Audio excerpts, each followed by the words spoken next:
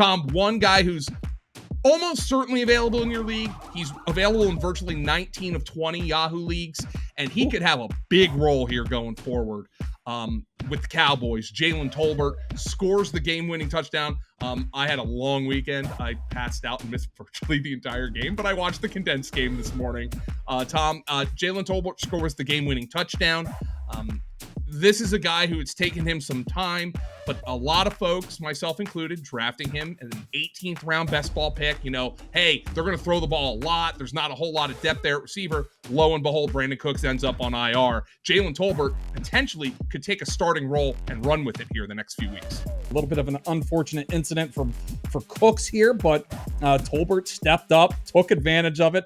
Was right behind CeeDee Lamb right now in terms of routes, and he saw a career best in receiving yards and saw 10 targets in this game, and he not only scored the game-winning touchdown on that final drive, he also saw the third down target as well. So he was kind of the first read for them.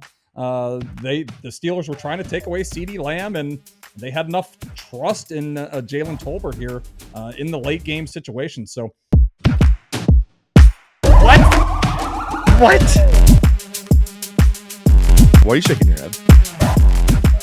You're welcome.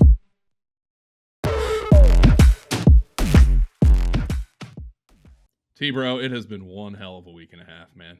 Just one hell of a week and a half. I am finally back in my starting lineup studio here. Although my internet is out, I'm actually working on a hotspot, which is good for things like this, but not for certain other aspects of what we do here. I was affected by Hurricane Helene, as you guys might remember from last week's waiver wire program here on the Fantasy Points YouTube channel. And I'm one of the lucky ones. I'm back at home. I have air conditioning. But for everybody who was affected, please understand that we're thinking of you here at Fantasy Points, and we hope we provide you with a little bit of a reprieve from whatever it is you're going through. And remember, to everybody, donate to your local charities if possible to help the people affected by the hurricane. And Tom, I'm going to need you to hold my hand here a little bit, man. I've been stealing internet. I've been stealing Wi-Fi. I'm on my hotspot now. So I was able to see some stuff that went on, a couple of key injuries at the running back position. And let's start there, because there were two key injuries at the running back position. Here is the problem for the waiver wire, though. Aaron Rodgers goes down with a hip injury. Devon Achane gets a concussion. Both Miami and Minnesota are on bye this week. So guys like Ty Chandler, Jalen Wright, who might end up having big roles in a perfect scenario, are not going to play this week. And in the case of Wright, especially, given, a concussion is typically a 1 or 2 week thing, there might never be an opportunity for him to step into a big role coming off the waiver wire. Yeah, we'll see about that.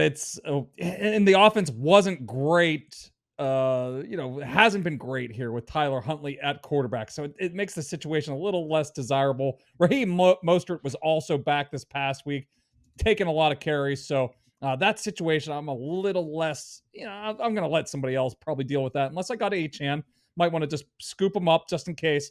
But the Aaron Jones situation, as you were talking about there, that one is a little more interesting to me. Or Edwin Porras thinks it could be about a 2-week injury. So depending on the severity of it. So we'll see if he misses any time. We know he has a lengthy injury history from his time in Green Bay, and he's a little bit on the slower side in terms of healing. I don't know if that was the Packers being slow and cautious with him, or maybe it's an Aaron Jones thing. So I think there's a much better chance that he might miss some time. So Ty Chandler can be picked up, and maybe he'll be usable in week 7. But both of those injury situations won't affect us too much this week. We do have 2 running backs who had big games in week number 5, who you could potentially use here this coming week. And now you wonder, with these 2 guys, is there a bigger role, permanent role, available for them? Let's start with Tank Bigsby, who, look, T-Bro, here's a perfect example of sometimes it takes time for a guy. Tank Bigsby might have been the worst offensive player in the NFL last year. He was a disaster. I mean, every time the ball targeted him, it was like Final Destination. It would take a circuitous path right into a defender's hands. But this year, you can make an easy argument that Tank Bigsby, rostered in 22% of Yahoo leagues, has been a better player than Travis Etienne, if not a far better player than Travis Etienne. Yeah, I don't think it's been particularly close, at least as a runner. Travis Etienne is still the far superior passing back. Bigsby has just one target, so that he's not even part of their plans in the passing game, which is a little bit of a tricky situation with a 1-4 team. They're playing in a lot of negative game scripts. Last week was the first time they've been in a positive game script for most of the game. So, but the other concern with this backfield right now is Press Taylor decided to get Ernest Johnson involved gotta get him as in there. well. Yeah, we got to get three guys. He's not going Ernest Johnson. He is the Ernest Johnson. The Ernest Johnson. Yeah, he was at 22% of the snaps. So Bigsby actually led this backfield with a 40% snap share. So this is a situation. I'm still willing to go out there and get Bigsby just because he has been the better runner here so far. So maybe this is something that stays permanent, and but he still might be more of a player that we're stashing right now, more than anything. But the waiver wire is a little thinner than typical here this week. My most drafted player in all of best ball this offseason was Giants running back Tyrone Tracy. Now, Devin Singletary's been pretty good so far this year. He's actually ended up being a good signing, but he was injured this past week. And ultimately, look, I look at a guy's career history. Devin Singletary is always a guy who earns snaps, but he's rarely been more than just a guy. And Tyrone Tracy, like the unknown of him, the fact that he was a former receiver, there was explosive traits on tape. That made me draft him as like, hey, look, Devin Singletary has never been more than just kind of an average to good player. Is there something untapped in Tyrone Tracy? Singletary misses. Tyrone Tracy in an upset of the Seahawks, by the way, so this Giant offense has been better than you think, even without Malik Neighbors. 18 for 129 rushing. He had only one catch for 1 yard, but Eric Gray fumbled at the goal line. And Tyrone Tracy, this is juice that the Giants basically needed to replace in their backfield without Saquon Barkley. I think there's a role here for Tyrone Tracy going forward. Yeah, this might be something where he impressed enough in week 5 and the coaching staff is going to give him maybe a potential bigger role here. Devin Singletary has kind of been cast differently than we've seen in the past. He's been more of a bell cow type of back here so far this season. He's usually been in situations where he's split the backfield. We saw a little bit of the bell cow stuff in Houston towards the end of last year just because Dameon Pierce was so bad. But we might be in a situation here where Tyrone Tracy starts to earn a bigger role. And, the Giants have surprised here a little bit this season, but I think most people would still think that they'll probably fade a little bit towards the back half of the season, and maybe they'll go more into evaluation mode. And I would think that they want to take a closer look at Tyrone Tracy to see if he might be the future of the position eventually. So I think at the very least, he's a good player to be stashing. And right now, though, this offense is kind of humming a little bit. So even Daniel Jones might be one of the top streamers of the week because they're playing the Cincinnati Bengals, who can't stop anybody right now. So maybe Tracy gets another start here, and we want pieces of this game. I think it's the Sunday night game between the Bengals and the Giants. So this could be a game that we're looking to get pieces of, and Tracy could have another big role again this week. Let's go to the wide receiver position, Tom, because unfortunately, like you said, the waiver wire some weeks better than others. This week, those top 2 running backs I just talked about, they're virtually rostered in a quarter of Yahoo leagues. So that means in a lot of competitive leagues, these guys are already rostered. We'd like to throw them out there. And by the way, as always, use code YouTube25 at FantasyPoints.com because Tom Brawley and John Hansen cover over 80 players each and every week, including defenses and kickers on our awesome waiver wire article. All you need is NFL Standard or NFL Premium to get that, and you can get an additional 25% off using code YouTube25. Tom, one guy who's almost certainly available in your league. He's available in virtually 19 of 20 Yahoo leagues, and he could have a big role here going forward. With the Cowboys, Jalen Tolbert scores the game-winning touchdown. I had a long weekend. I passed out and missed virtually the entire game, but I watched the condensed game this morning. Tom, Jalen Tolbert scores the game-winning touchdown. This is a guy who it's taken him some time, but a lot of folks, myself included, drafting him in an 18th round best ball pick. Hey, they're going to throw the ball a lot. There's not a whole lot of depth there at receiver. Lo and behold, Brandon Cooks ends up on IR. Jalen Tolbert potentially could take a starting role and run with it here the next few weeks.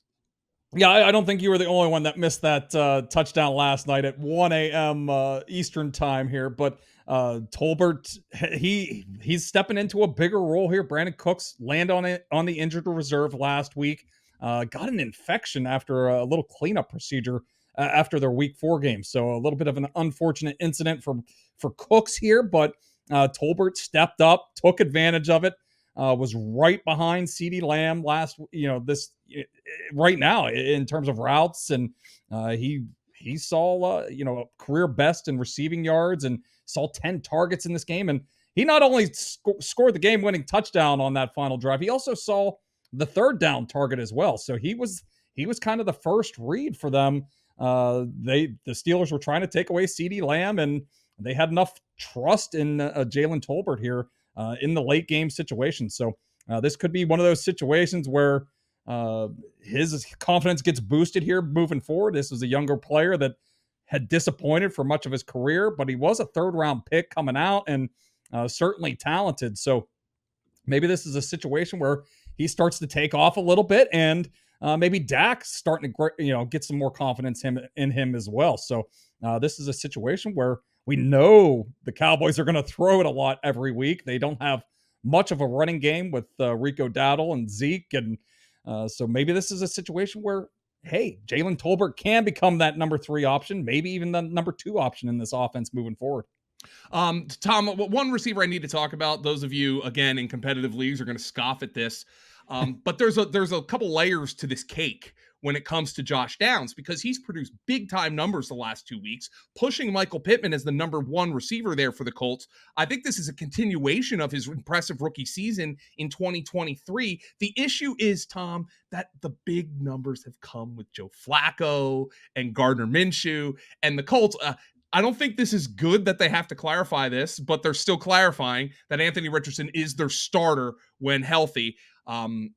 But Joe Flacco is very clearly the key to unlocking passing offenses, as we've seen in Cleveland and Indianapolis the last couple of weeks. So Josh Downs, 40% rostered, a very clear, awesome talent. That being said, it's going to be a lower volume passing game by far with Anthony Richardson, a quarterback in Indianapolis. Yeah, but at the very least, we see that Josh Downs is a very skilled player, and he was at times whenever they were both on the field last year, Michael Pittman and Josh Downs.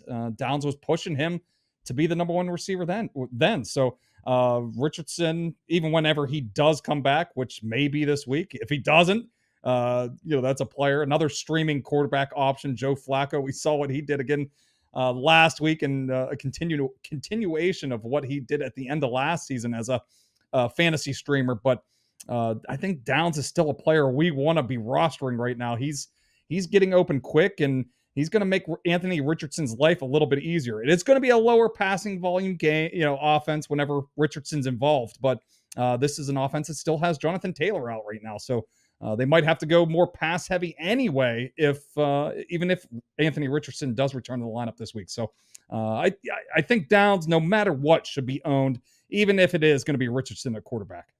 Tom, I want to touch on one tight end. It's still pretty brutal out there.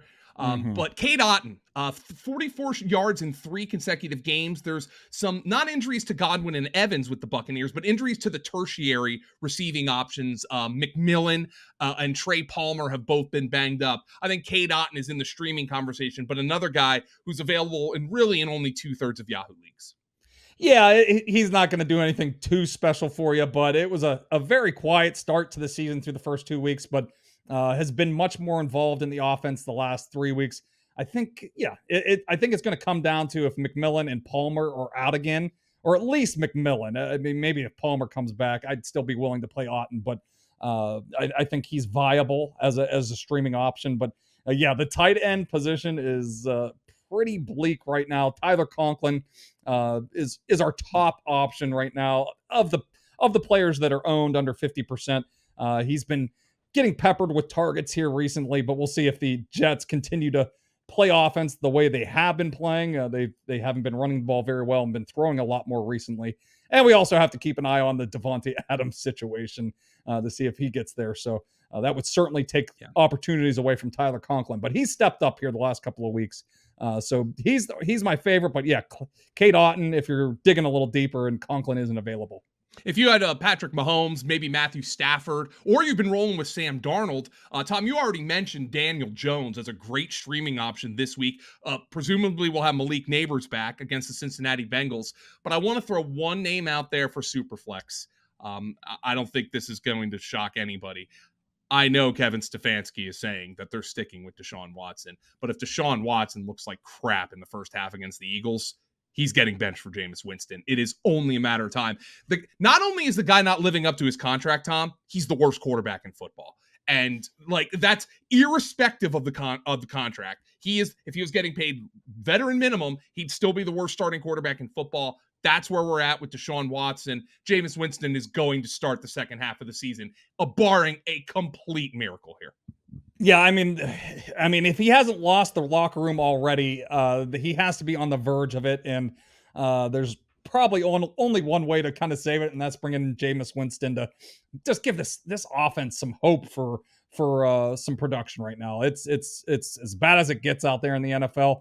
The Washington Commanders have had one of the worst defenses in the league in the last couple of years, and they had no hope to move the ball with Deshaun Watson at quarterback. So this situation just keeps getting worse and worse.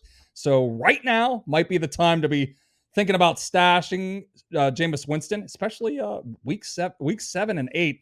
They go against the Cincinnati Bengals and Baltimore Ravens, who have been very generous to opposing offenses to start the season. So if there is a switch in the near future, maybe it will come against those two teams. And I mean, Winston is right on, immediately would be an elite QB2 option, especially with those weapons in Cleveland. It's not like Amari Cooper and Jerry Jeudy and David Njoku can't play. So we'd be very excited about that move to Jameis Winston at quarterback. Remember code YouTube25 at FantasyPoints.com to check out the waiver wire article where there are multiple more players at every position, including kicker and defense, for you guys to check out on an NFL Standard, NFL Premium, or all-in package. That's Tom Brawley. I'm Joe Dolan. That was Hurricane Helene. Everybody in Florida, stay safe from Milton. I understand what you guys have been going through. It has been miserable. But guys, I hope we can provide you just a little bit of relief from that. Enjoying fantasy football. Take it easy this week, everybody. Have a good one.